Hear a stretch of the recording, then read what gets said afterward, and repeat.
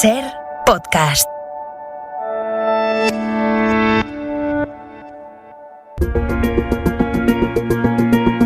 Hora 25. Con Pepa Bueno.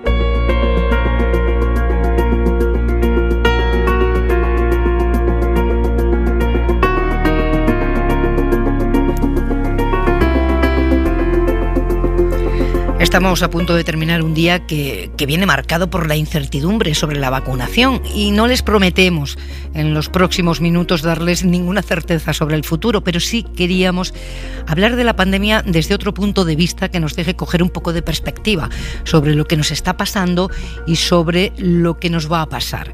Y para hacerlo me acompaña Joaquín Estefanía. Buenas noches, Joaquín. Hola, buenas noches, Pepa. Con Joaquín analizaremos la actualidad, como siempre, a partir de las 10, pero quería que estuviera en esta entrevista que vamos a hacer con uno de los intelectuales más importantes de Europa. Pero antes de saludar a nuestro invitado, quiero que hagan memoria. Los que puedan, porque hay oyentes a los que ese año les pilló muy jóvenes todavía. Joaquín, ¿tú te acuerdas del 7 de diciembre de 1972? Ay, Dios mío, pues no, en principio no. Bueno, pues me has pillado. Ese día, el 7 de diciembre de 1972, los astronautas del Apolo 17 hicieron la primera fotografía del planeta Tierra. Necesitamos esa foto tomada a 29.000 kilómetros de altura para entender que en el fondo somos muy poquita cosa en el universo. Y ustedes dirán, ¿y qué tendrá que ver la misión del Apolo 17 con la pandemia? Pues mucho, así lo cree nuestro invitado, Boaventura de Sousa Santos. Muy buenas noches. Hola, Pepe, buenas noches. Uno de los sociólogos de más prestigio en el mundo, que acaba de publicar El futuro comienza ahora, de la pandemia a la utopía, con la editorial ACAL. Usted sostiene que, al igual que esa foto de 1972, esta pandemia ha provocado el mayor cambio de escala de la vida humana y del planeta. ¿Por qué? Sí, porque repentinamente todos estamos en el mismo Titanic, en el mismo barco. No es muy grande comparado con el universo, es realmente un punto en el universo donde están todas nuestras rivalidades, nuestras desigualdades, nuestras discriminaciones, como las que acabas de ver de los niños, etc. Todo este sufrimiento en el mundo se cabe en ese punto que es la Tierra. Entonces, me parece que la pandemia nos permite dar un vistazo de lejos sobre nuestro planeta y al mismo tiempo, de alguna manera, relativizar, porque nos estamos matando unos a los otros, porque estamos dejando tantos a morir desnecesariamente, como pasa, por ejemplo, ahora en Brasil y ha pasado en tantos otros países. ¿Por qué? Si somos tan pocos y si estamos con el mismo destino. Este es el mensaje que venía de los astronautas, solamente que en ese caso era un mensaje, digamos, de optimismo para un nuevo futuro de la gran potencia humana que sacaba fotos de tan lejos. Ahora es la fragilidad humana, no de lejos, pero del interior de nosotros, un nano viviente que es el virus, cuyas dimensiones ni sabemos, ni podemos imaginar, pero que ha cambiado el planeta todo, ¿no? Y esta que me parece que debería ser la enseñanza, que no somos realmente tan poderosos como pensamos, y lo mejor es que empecemos a partir de una perspectiva de humildad, de perspectiva para un futuro, porque si no, en el largo plazo, como decía Keynes, todos estaremos muertos. O sea, realmente no podemos dejar entrar, como pienso que defiende en este libro, si no se hace nada, vamos a entrar en un periodo de pandemia intermitente que confina, desconfina, abre escuelas, cierra escuelas, abre restaurantes, cierra restaurantes, porque no vamos a tener una inmunidad de grupo a nivel global. Ya. Porque para eso, mire, estamos hablando en el Día Mundial de la Salud. Hoy es el Día Mundial de la Salud. Y realmente se sabe que son billones de vacunas que son necesarias a distribuir en todo el mundo, porque con la globalización podemos estar todos vacunados en Europa.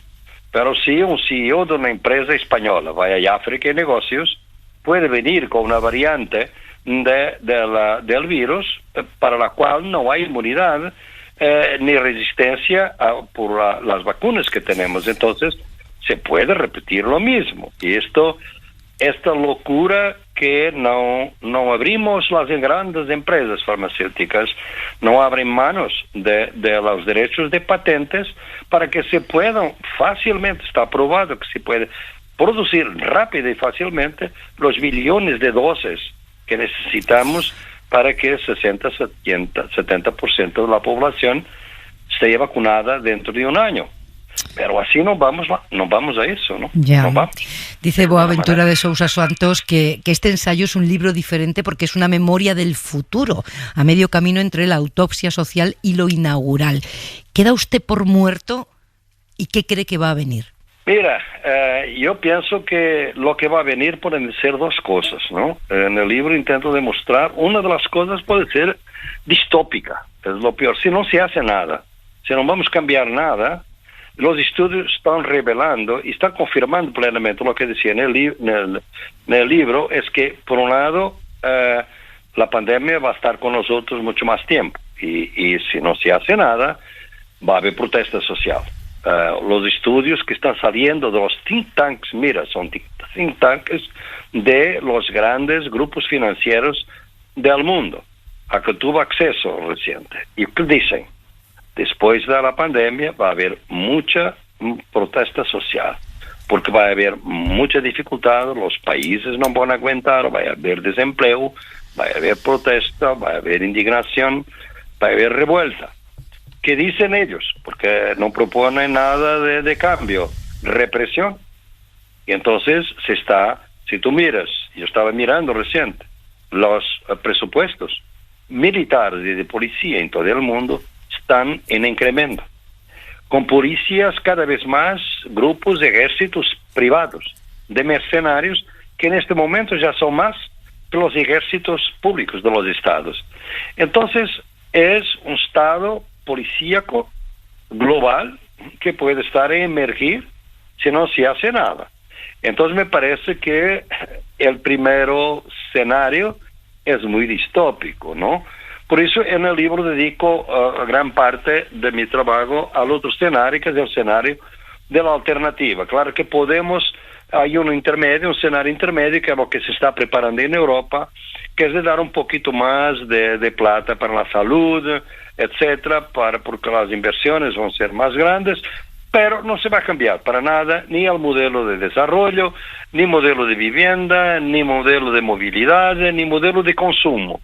Y es esto que necesitamos de cambiar. Y esto es lo que veo, que la pandemia es una oportunidad para pensar que realmente, como dicen los ecologistas, Greta Thunberg, que el mundo puede acabar. De hecho, puede acabar con las pandemias y con la crisis climática en que estamos. Porque la pandemia está muy conectada con la cuestión de la crisis climática, porque es el desmonte, destrucción de las florestas, el aumento de temperatura que desestabiliza los hábitats de los animales salvajes, y por eso los virus que circulan entre ellos pueden pasar de un momento al otro a los humanos, y los humanos no están inmunes. Entonces, este es el problema que va a surgir más y más. Entonces, hay que pensar la alternativa, y doy casos concretos y puedo mencionar algunos de que pienso que debemos pensar en alternativas. Te voy a dar paso enseguida, Joaquín, que sé que le quieres preguntar a Boaventura, pero es que tenemos noticia a las 9:15, las 8:15 en Canarias. Los expertos en vacunas del Ministerio de Sanidad recomiendan no vacunar en España con AstraZeneca a los menores de 60 años. Información de Mariola Lourido. Buenas noches, Mariola.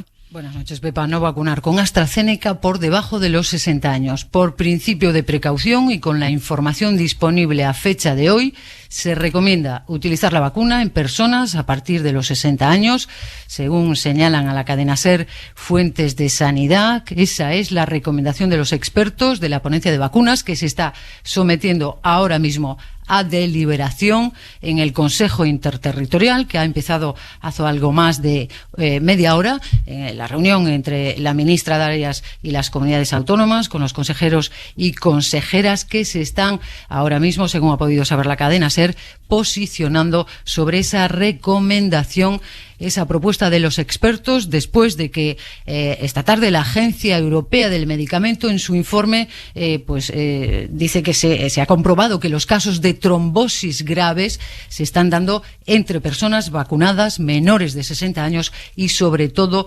mujeres. Ahora mismo en España se estaba vacunando con AstraZeneca entre los 56 y los 65 años y también a los trabajadores esenciales. Ahora mismo la propuesta que se está debatiendo, discutiendo en el Consejo Interterritorial es vacunar solo por encima de los 60 años.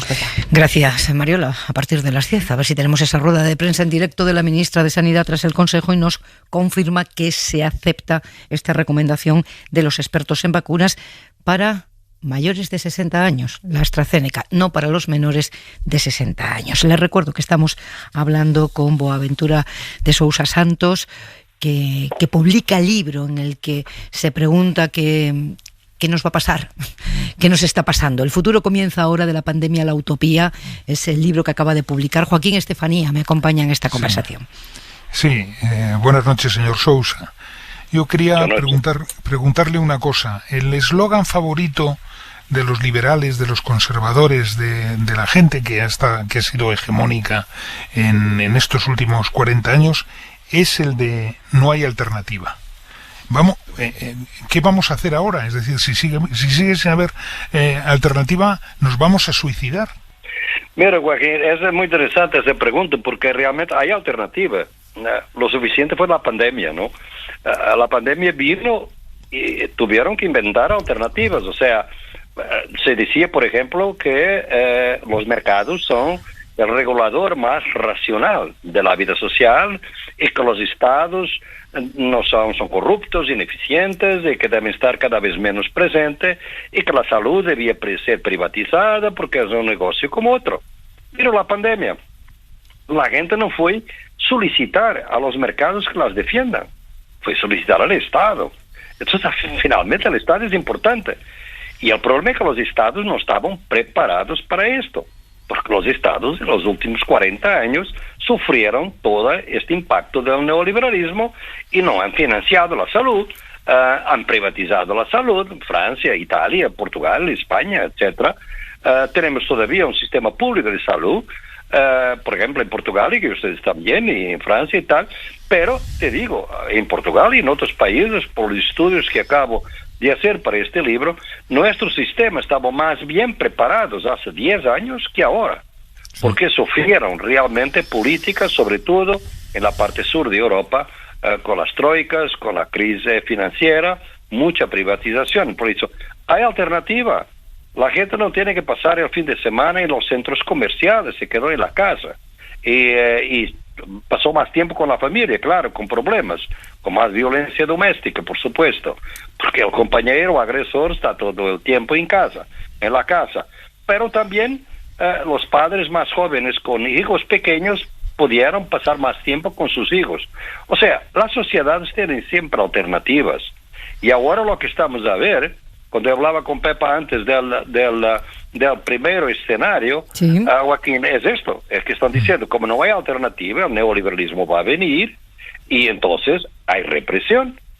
Y si tú miras los países que siguieron la receta neoliberal más directamente, son gobiernos de derecha con la idea de primero la economía, después la vida, que fueron Boris Johnson en Inglaterra, Trump en los Estados Unidos, Narendra Modi en India, Bolsonaro en Brasil, Iván Duque en Colombia, por ejemplo. Son casos muy claros, ¿no?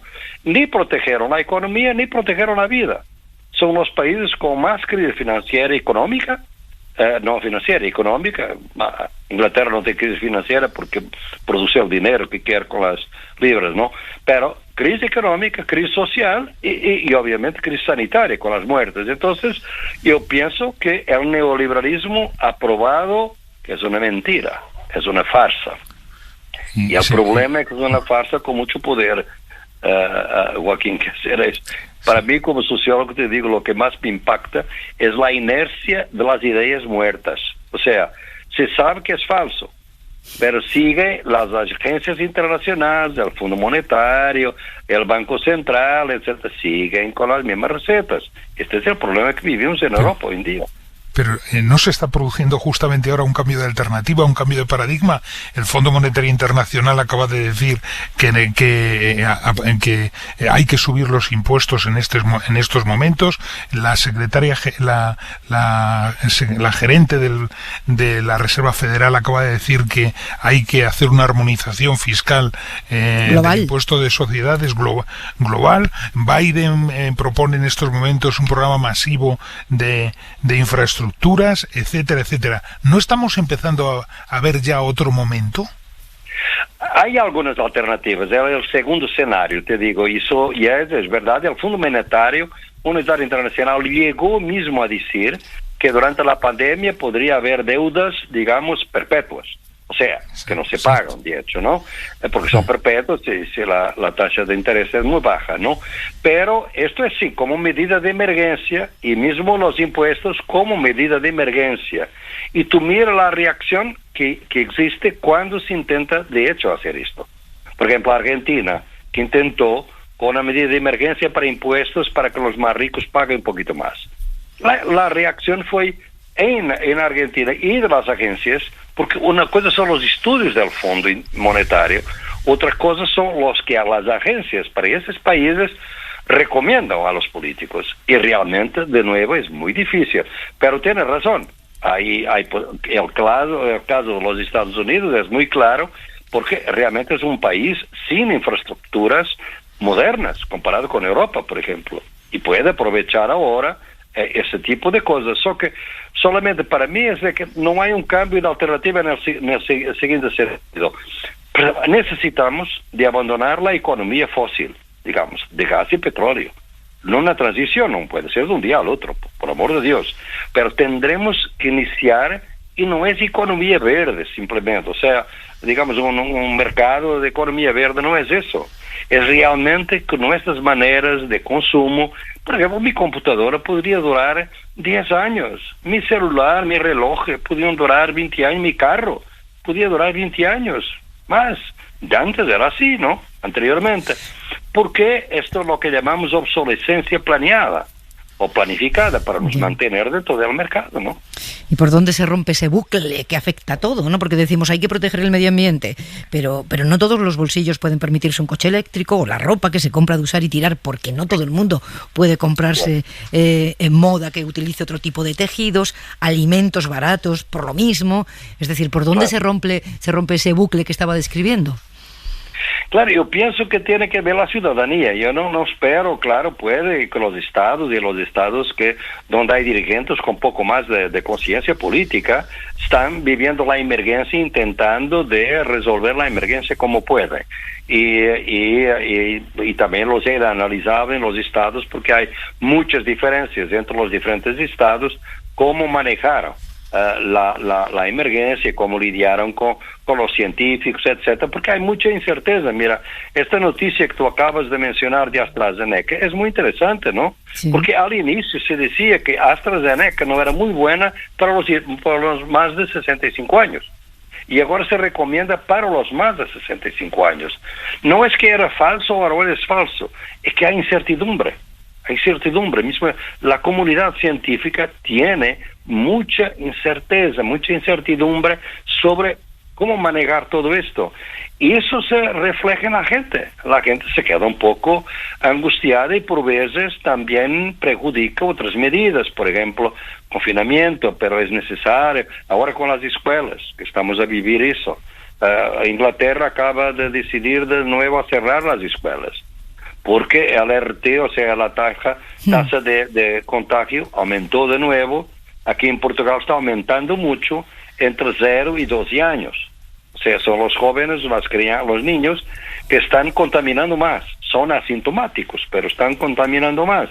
Entonces, hay que probablemente cerrar más adelante, ¿no?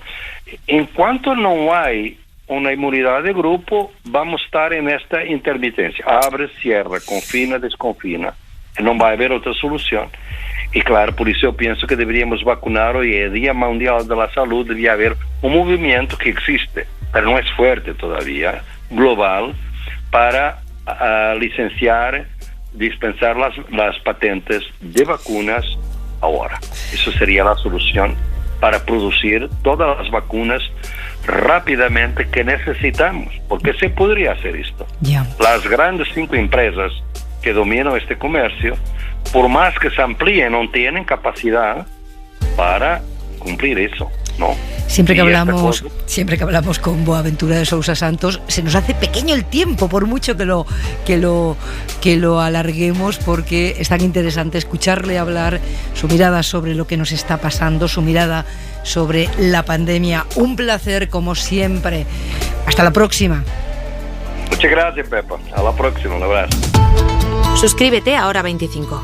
Todos los episodios y contenidos adicionales en la app de Cadena SER y en nuestros canales de Apple Podcast, Spotify, iVoox, Google Podcast y YouTube. Escúchanos en directo en la SER de lunes a viernes a las 8 de la tarde.